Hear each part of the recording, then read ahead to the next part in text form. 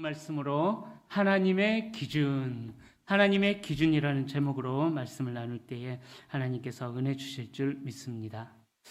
제가 교회에서 사역을 하면서 저는 가장 먼저 하는 일이, 부임하는 교회에서 가장 먼저 하는 일이 일단은 성도님들을 더 잘 효과적으로 목양하기 위해서 전산을 정리합니다.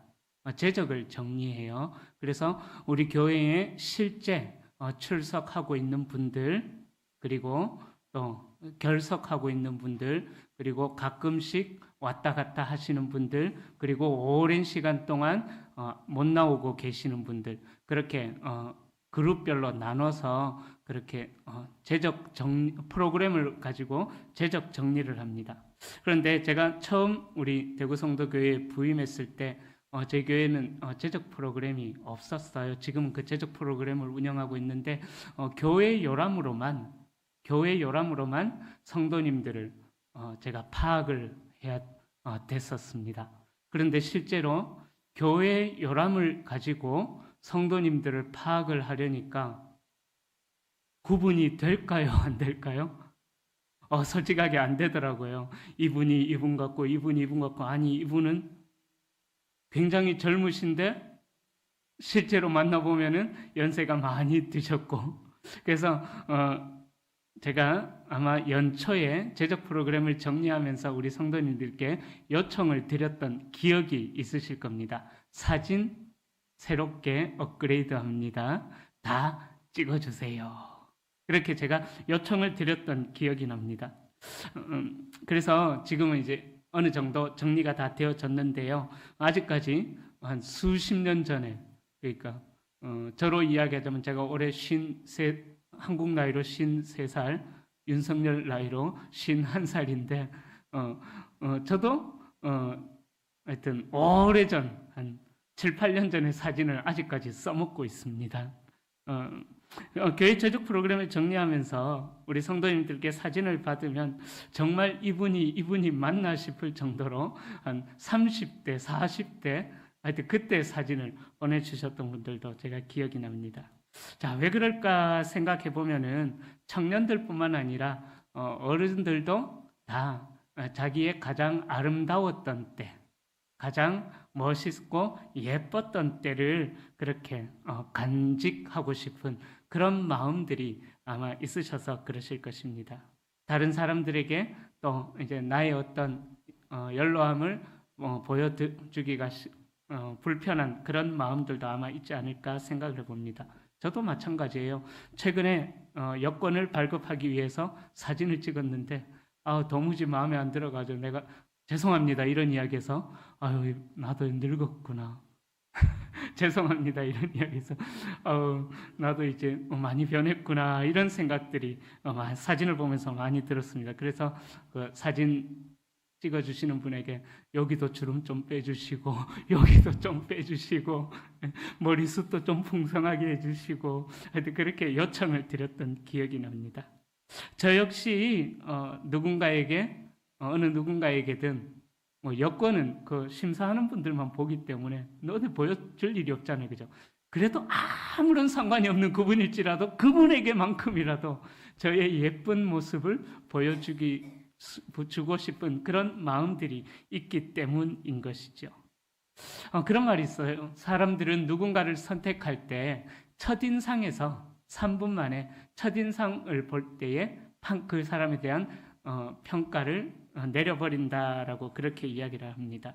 그 사람과 이야기를 나눠보지도 않고 그냥 겉으로 보여지는 모습만을 가지고 저 사람은 어떨 것이다. 그렇게 우리가 생각하는 경우가 많다라는 것이죠. 자, 그렇다면 하나님께서는 어떠한 기준으로, 잘 아시는 본문이죠. 어떠한 기준으로 사람을 평가하시는가 이 말씀을 가지고 오늘 은혜를 나누고자 합니다. 사울이 하나님께로부터 버림을 받은 후에 사무엘은 사울을 생각하면서 계속해서 슬픔 가운데 있었습니다. 예를 들자면 그거죠. 내가 기름 부어 세운 왕인데 하나님께서 나를 통해서 기름 부어 사울이라는 왕을 세우셨는데 이 사울 왕이 하나님으로부터 버림을 받았다. 얼마나 마음이 아팠겠습니까? 제가 결혼 주례를 이제 하는데요. 결혼 주례를 했는데 예를 들어서 이 부부가 얼마 되지 않아서 헤어졌다, 이혼했다라는 소식이 저에게 들려오면 결혼을 주례한 저의 마음이 어떨까요? 많이 아프겠죠, 그죠? 똑같은 경우다라고 저는 생각합니다. 사무엘은 그렇게 하나님께서 자기를 통해서 기름 부으신 왕이 하나님의 말씀에 불순종함으로 인해서 하나님으로부터 버림을 받고 왕에서 폐위를 당하는 일들을 앞두고 있으면서 굉장히 슬퍼하면서 계속 애통해하고 눈물을 흘리고 있었던 것입니다. 그래서 하나님께서는 사무엘에게 나타나셔가지고 16장 1절에서 이렇게 말씀하시죠. 내가 언제까지 슬퍼하고만 있겠느냐 라고 이야기하시면서 내가 이스라엘을 위하여서 새로운 왕을 선택하였다 라고 말씀해 주십니다. 사울은 이미 하나님께로부터 버림을 받은 것이죠. 하나님께서 결정을 하신 것입니다. 우리는 사람이기에 그 사람을 향한 연민의 정도 있고 또 안타까움도 있고 버림받은 사람을 바라보는 그 동정의 마음도 있을 것입니다.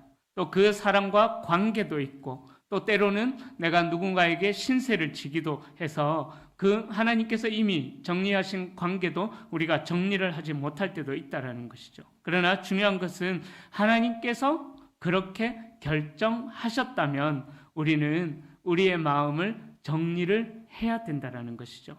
또는 정리되지 않는 마음이라고 할지라도 하나님 앞에 기도하면서 우리의 마음이 하나님의 뜻에 순종하도록 계속 그 마음을 순복해 나가야 하는 것입니다.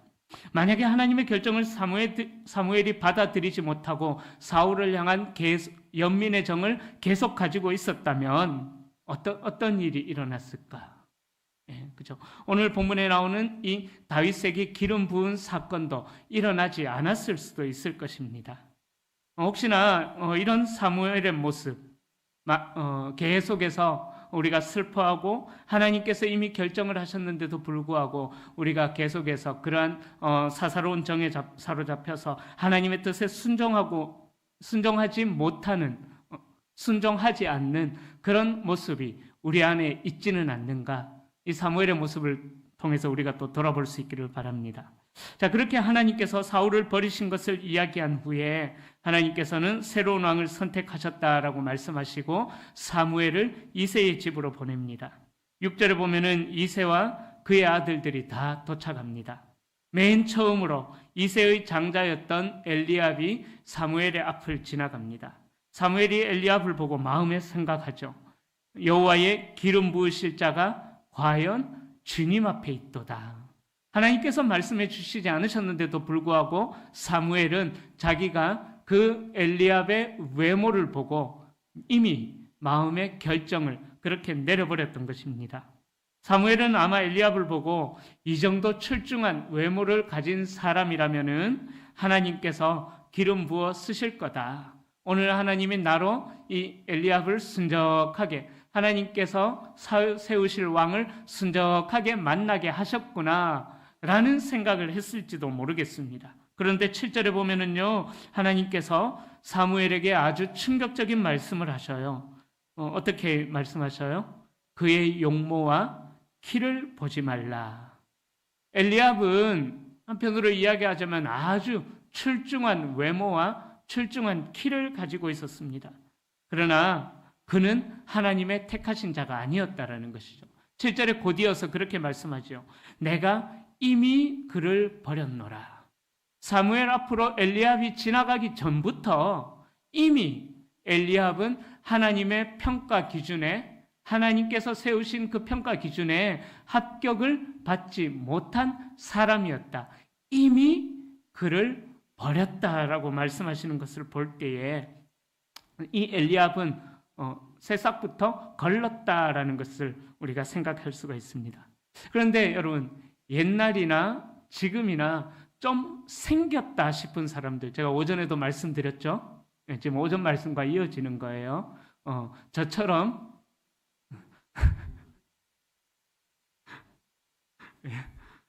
좀 생겼다 싶은 사람들은 점수를 따고 들어가는 것 같아요. 그죠? 제가 참 그런 말을 많이 들었거든요. 참 선하게 생겼다. 참 착하게 생겼다. 그런 말을 참 많이 들었어요. 어릴 때부터. 근데 제가 정말 못됐었거든요. 참 못됐었거든요. 제 마음에 조금만 불편한 게 있어도 막 책상을 뒤집어 엎으면서 이게 하나님께서 기뻐하시는 일이냐고, 이렇게 살면 안 되지 않냐고, 혈기가 방자할 때, 그때 하여튼 하나님의 의를 부르짖는다고 그렇게 외치고 다니고 그랬었거든요. 그런데 사람들은 일단 키가 크고 잘생겼으면 호감을 가지게 되고 점수를 준다라는 것입니다. 그런 말이 있죠. 속지 말자 화장빨, 다시 보자 조명빨. 속지 말자 화장빨, 다시 보자 조명빨.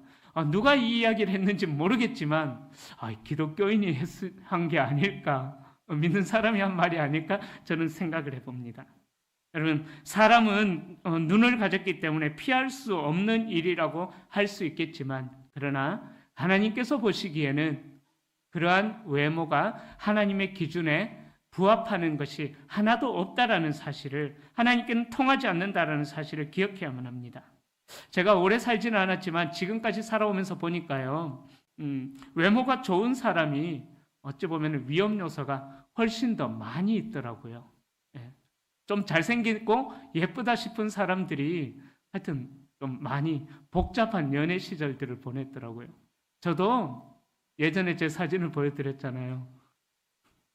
주여 나왔다. 네, 여기까지 하겠습니다. 저도 하여튼 예전에 좀 그랬었습니다.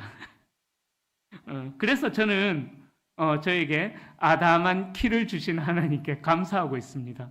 이렇게 잘생겼는데 키마저 커버린다면은 어찌하겠습니까? 그죠? 예, 오후 시간이어서 제가 한 목사님처럼 좀 유머러스하게 좀 하려고 합니다. 좀 졸릴 시간이죠? 네, 그죠? 그러나 여러분들 꼭 기억하십시오. 하나님에게는 겉모습은 통하지 않는다는 사실을 여러분들 기억하셔야 되십니다. 하나님께서 잘생기고 키가 훤칠한, 그리고 사무엘의 마음에 쏙 든 엘리압을 언제 버리셨습니까?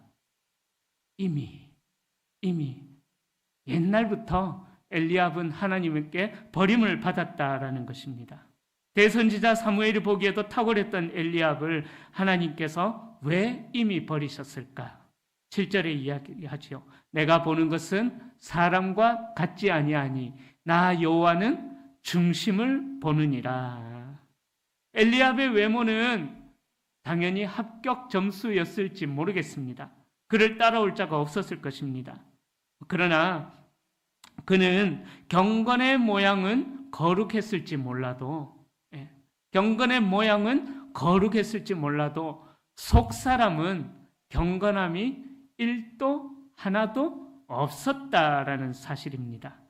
엘리압의 중심, 그의 속마음과 인격과 성품은 속마음을 보시는 하나님으로부터 이미 버림을 받을 정도로 온전치 못했고 하나님과 멀어져 있었다라는 것을 알 수가 있습니다. 어제 임직식을 하면서 윤성건 목사님께서 설교를 그렇게 하셨어요. 우리가 먼저 착한 사람이 되어야 된다. 그죠? 우리가 하나님으로부터 은혜를 받는 것도 중요하지만 우리 안에 먼저 하나님의 성품을 닮은 선함, 우리 안에 하나님을 닮은 거룩함, 우리 안에 하나님을 닮은 진실함, 우리 안에 하나님을 닮은 착함, 그 모습이 우리의 내면에서 먼저 갖춰져야만 된다라는 것입니다. 우리가 속에 있는 것이 우리의 입 밖으로 나온다라는 말이 있지 않습니까? 그러기에 우리의 속사람이 하나님으로부터 합격을 받을 만큼 하나님의 영으로, 성령으로, 하나님의 말씀으로 충만해져 있지 않다면은 우리 역시 엘리압처럼 하나님으로부터 버림을 받게 되는, 이미 버림을 받게 되는 그런 현실에 처할 수도 있다라는 것입니다. 자, 엘리압을 하나님께서 거부하셨는데요. 이 엘리압의 거부는요, 이스라엘이 외모를 중시하여서 왕을 선택하였던 사무엘서의 선택했음을 사무엘서의 저자가 지적하고 있는 거예요.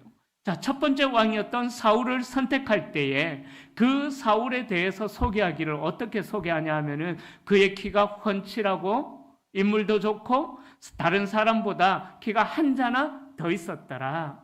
그렇게 사울을 선택했던 기준에 대해서 이야기를 하고 있는 것입니다.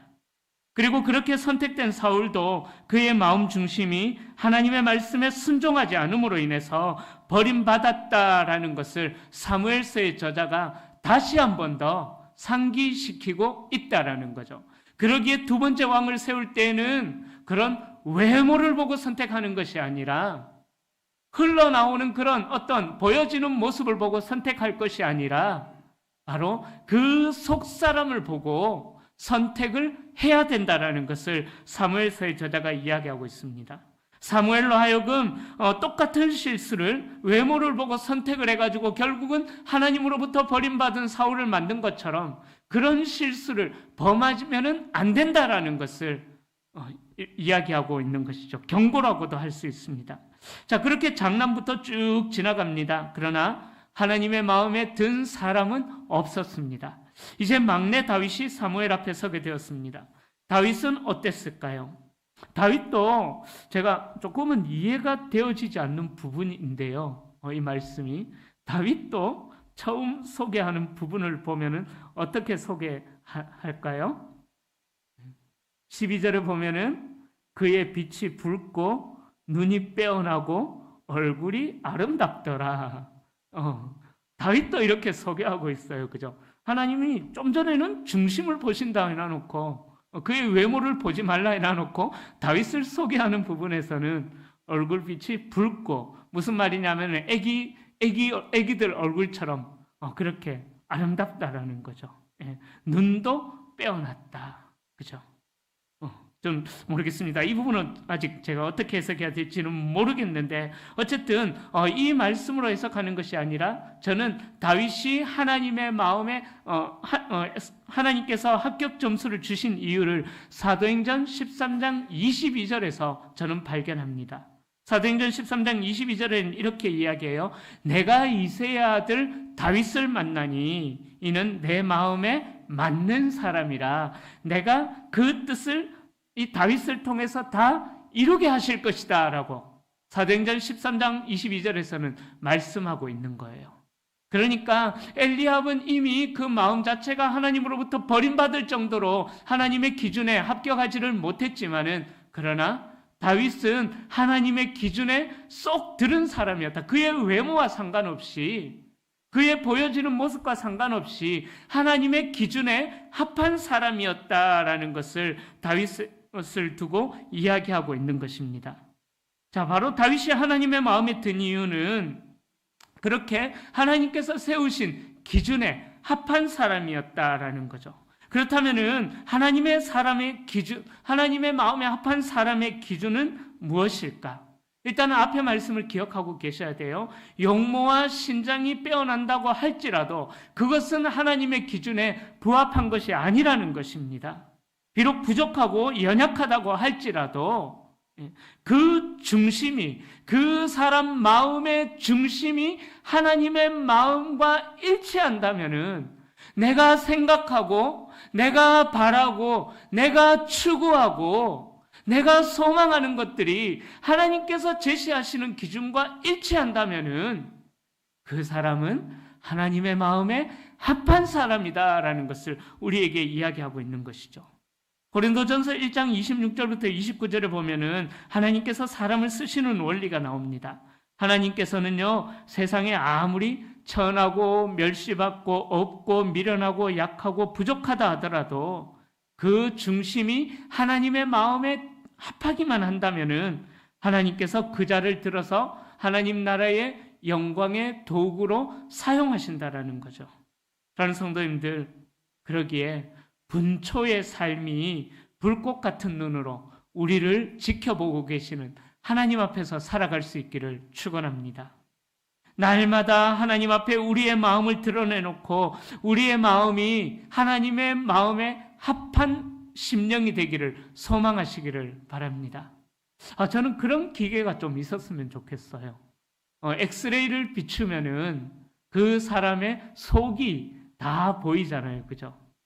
그래서 아침마다 그런 기계가 있다면은 아침마다 내 머릿속을 비춰보는 거예요. 그래서 내 머리가 뭘 생각하고 있는가, 그것을 좀 발견해 줄 수 있는 기계가 있으면 불가능하겠죠, 그죠? 그런 기계가 있으면 좋겠다 싶어. 그래서 내 아침에 일어나서 내 머릿속을 엑스레이처럼 한번 찡 이렇게 통과하고 나서, 이거는 하나님께서 기뻐하시지 않는 거야. 그렇게 제거하면서, 그죠? 자, 그런데 하나님께서 우리에게 엑스레이와 같은 그런 기계, 그런 물건을 하나님께서 우리에게 주셨어요. 그것이 뭘까? 조금 이따가 제가 이야기 드리겠습니다. 자, 그렇게 우리가 하나님 앞에 우리의 심령을 날마다 드러내놓고 하나님의 마음에 합한 심령이 되기를 소망하면서 살아가셔야 합니다. 내 마음이 하나님의 마음과 너무 멀어졌다, 거리감이 있다라는 것을 느껴진다면은 그것 때문에 안타까워서 밤을 지새면서 기도하기도 하시고, 때로는 금식하면서 기도하시기도 하시고, 내 안에 하나님이 계시지 않는 것이 느껴질 때는 그렇게 애통해하면서 하나님 앞에서 살아가시는 우리 모든 성도님들이 될 수 있기를 소망합니다. 자, 하나님 나라에 참으로 필요한 지도자는요, 화려한 외적인 조건을 갖춘 자가 아니라 하나님의 기준에 적합한 자들이 하나님 나라의 일꾼이 되어진다는 것입니다. 어찌 보면 우리가 살고 있는 오늘 이 시대도 사울의 시대 못지않게 정치적으로나 또 종교적으로나 문화적으로나 모든 것들이 너무나 타락해져 있는 그러한 시대입니다. 참 어둡고 암울한 현실입니다. 그러기에 하나님께서는 더욱더 하나님의 마음에 합한 그 한 사람을 찾고 계시는 줄로 믿습니다. 바라기는 우리 모든 성도님들이 그 하나님의 기준에 부합한 기준이 되셔가지고, 그래서 하나님의 마음을 추수하는 날의 얼음냉수처럼 하나님의 마음을 시원케 해드리는 우리 성도님들이 될 수 있기를 소망합니다. 자, 그렇다면은 어떻게 우리의 마음을 하나님의 마음으로 채울 수 있을까? 그 엑스레이와 같은 기계가, 그 물건이 무엇일까? 바로 이 하나님의 말씀을 통해서 우리의 삶을 비춰보도록 하나님께서 우리에게 이 하나님의 말씀을 주셨다라는 것입니다. 여러분, 하루에 여러분들이 솔직하게 생각해 보시기를 바랍니다. 대답 안 하셔도 됩니다. 하루에 솔직하게 하나님의 말씀인 이 성경을 한 절이라도, 한 장이라도 읽고 계시는 분이 얼마나 계실까요? 우리 연로하신 분들은 아마 많더라고요. 제가 지난교회에서 사역할 때도 그런 기도 제목을 부탁하시는 분이 계셨어요. 95세였나? 하여튼 6세나 그쯤 되는 권사님이셨는데, 목사님, 제가 죽기 전에 성경 100독할 수 있도록, 그래서 꼭 이것을 이룰 수 있도록 제 건강이 받쳐지도록 기도해 주세요 라고 그렇게 기도 부탁을 하셨는데, 그 권사님이 104독을 하고 그렇게 소천을 하셨어요. 너무나 귀하더라고요.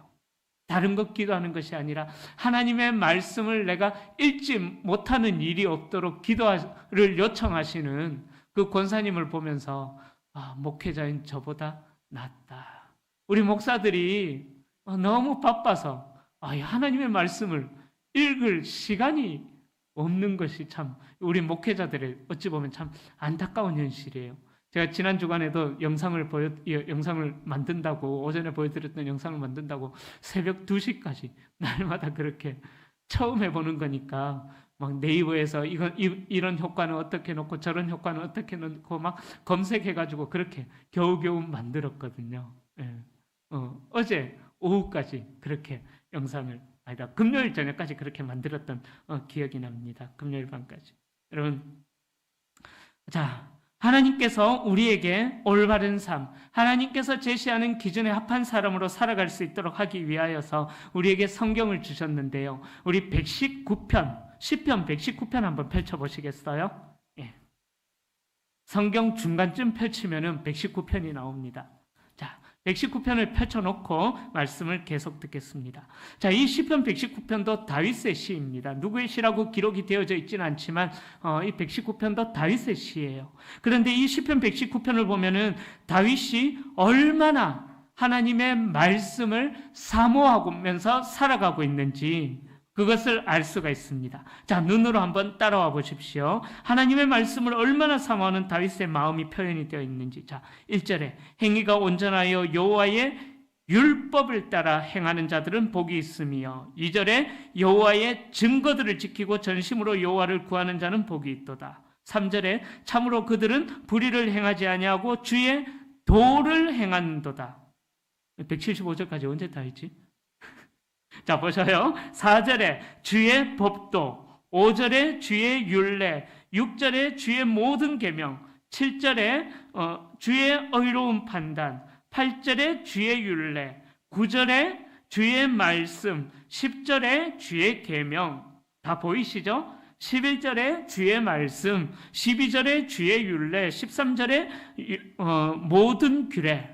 자, 이렇게 쭉 175절까지 보면은요, 모든 절절마다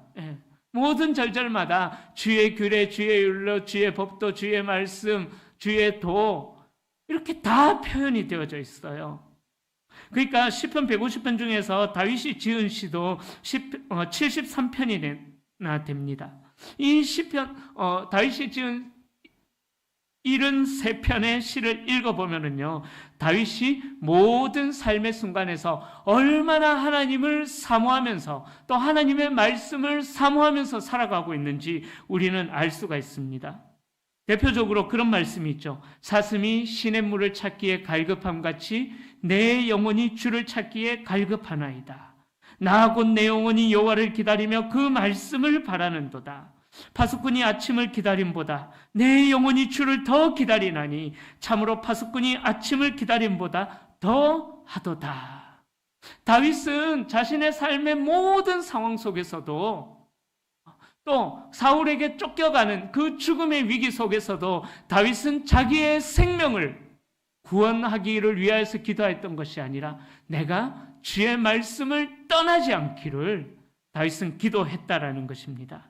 여러분, 현 시대를 살아가고 있는 우리 그리스도인들에게 가장 많은 결핍을 보이고 있는 부분들이 어디일까요? 현 시대를 살아가고 있는 우리 그리스도인들에게 마치 영양실조처럼 느껴지는 그런 부분들이 어떤 부분들일까요? 가장 절실하게 채워져야 되는 부분이 무엇일까 생각해 보면은요, 의식주와 관련된 것, 먹고 입고 하여튼 살고 교육받는 것, 이런 것이 요즘 시대는 저는 부족하지 않다라고 생각을 합니다. 이런 의식주와 관련된 것들이 부족한 시대는 이미 70년대, 80년대 그때의 이야기라고 저는 생각합니다. 어찌 보면 오늘날 우리 그리스도인들에게 가장 부족한 것은, 우리 그리스도인들이 영양실조를 느끼는 부분들은 하나님의 말씀을 사모하는 그 마음들이 영양실조가 되어졌다라는 거예요. 제가 어릴 때만 해도요, 그런 말이 있었어요. 매삼주오.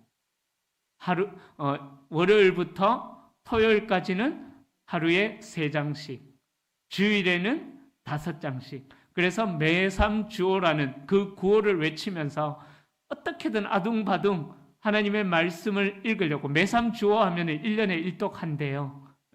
근데 그렇게 안 해봐서 한 번도 해본 적은 없습니다. 한 번에 많이 읽거나 아니면 좀 쉬었다가 읽거나 그래서 모르겠는데, 매삼주오 하면 1년에 1독 하는 분량이라고 이야기를 해요. 어찌 보면은 우리 성도님들이 영양실조를 느끼는 것은 하나님의 말씀의 부족으로 인한 영양실조가 아닐까 생각을 해봅니다. 그리고 한 걸음 더 나아가서 하나님의 말씀으로 공급받는 지혜가 필요한 시대가 요즘 시대인 것입니다. 여러분, 말씀이 없는 사람들이 쏟아내는 말에는 참 지혜를 찾아볼 수가 없기 때문이에요. 말씀이 없는 사람들의 생각과 행동은 이 세상을 변화시킬 능력이 없는 것입니다. 말씀이 없는 세대, 지혜가 없는 세대에게는 세상으로부터 물들지 않게끔 자신을 지키는 능력이 없다라는 것입니다. 그러기에 다윗은 이 시편 119편을 통해서 볼 수 있는 것처럼 모든 절절마다 하나님의 말씀을 상징하는 이 단어들이 들어있는 것처럼 다윗은 모든 상황 속에서 그렇게 하나님을 사모하는 사람이었다라는 것입니다. 그러기에 이 세대 가운데서 꼭 필요한 것 한 가지를 해야 된다면은 단연코 저는 말씀을 읽고, 이건 따라 하십시다. 말씀을 읽고, 손가락 꼽으십시오. 말씀을 읽고, 쓰고, 공부하고, 묵상하고, 암송하고, 부족하네. 읊조리고, 또 뭐 할까요? 하여튼 기도하고, 그렇게 하나님의 말씀을 떠나지 않는 그 삶을 우리가 살아야 된다라는 거예요.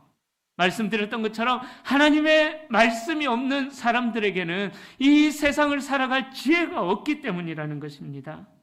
그러기에 우리의 자녀들에게도 늘 말씀을 가까이 하게 만들어서 자녀들 안에 세상의 지혜도 충만해야 되겠지만 그 무엇보다도 하나님의 지혜가 충만한 자녀들로 우리의 자녀들을 세워가야 된다는 것입니다.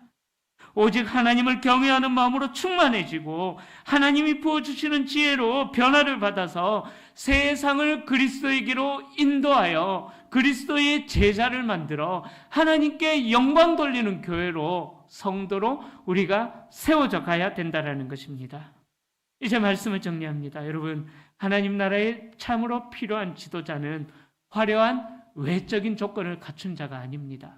우리 목회자들이 설교하기나 이런 것들에 대해서 세미나를 가끔씩 다니기도 합니다. 그 세미나에 가보면은요, 정말 그런 화려한 말발을 갖추기 위하여서 음성 톤은 이렇게 해야 되고, 하여튼 사투리도 쓰지 말아야 되고, 하여튼 뭐 그런 조건들을 많이 가르쳐요. 물론 그런 것도 앞에서 우리가 목회자들이 설교를 하기 때문에 그런 언변의 기술도 필요하겠죠. 그러나 어눌 하더라도 부족하더라도 정말 하나님의 말씀을 우리 목회자들이 선포해야 되는 것이죠. 그러기에 다시 말씀드립니다. 하나님 나라에 참으로 필요한 지도자는요, 화려한 외적 조건을 갖춘 자들이 아니라는 거예요. 우리 연로하신 분들도 내가 이제 나이가 들어서 하나님 나라를 위해 내가 쓰임 받아. 아니에요. 얼마든지 마지막 한 호흡을 쉴 때까지 하나님의 나라를 위하여서 쓰임 받을 수가 있는 것입니다. 내 몸이 연약해서 못한다면은 뭘 할 수 있을까요? 조금 전에 어느 분께서 말씀해 주셨죠. 기도하면 되는 거예요. 기도하면 되는 거예요. 우리 교회를 위하여서 기도해 주시고, 목회자들을 위하여서 기도해 주시고, 또 우리 성도님들 몸이 연약한 자들을 위해서 기도해 주시고, 경제적으로 어려운 자들의 회복을 위하여서 기도해 주시고, 우리의 자녀들을 위하여서 기도해 주시고, 우리가 협력하고 있는 선교사님들을 위하여서도 기도해 주시고, 또 내가 전도해야 할 대상자들을 위해서 기도해 주시고, 이래도 이렇게도 하자고 해도 아무런 아멘도 없으시고 그죠? 우리 연로하신 분들은 기도함으로 하나님 나라의 중요한 위대한 일꾼으로 쓰임받을 수가 있다라는 것입니다. 우리의 화려한 외적인 조건은 아무 필요가 없는 것입니다. 그러기에 늘 하나님의 말씀을 사모하면서 하나님께서 가르쳐 주시는 그 하나님 말씀을 통해서 가르쳐 주시는 하나님의 뜻을 우리의 심령 안에 채우셔서 하나님의 마음을 소유할 수 있는 우리 모든 성도님들이 될 수 있기를 소망합니다. 그래서 하나님의 말씀으로 우리의 모든 것을 가득 채우셔서 저와 여러분 모두가 다 하나님의 마음에 합한 사람, 하나님께서 쓰시기에 부족함이 없는 성도님들이 되셔서 다시 한 번 더 세상을 그리스도에게로 인도하여 그리스도의 제자를 만들어 하나님께 영광 돌리는 교회, 우리 대구 성도교회의 비전이죠. 이 비전에 크게 쓰임받는 우리 모든 성도님들이 다 되시기를 예수님의 이름으로 축원합니다. 기도하겠습니다.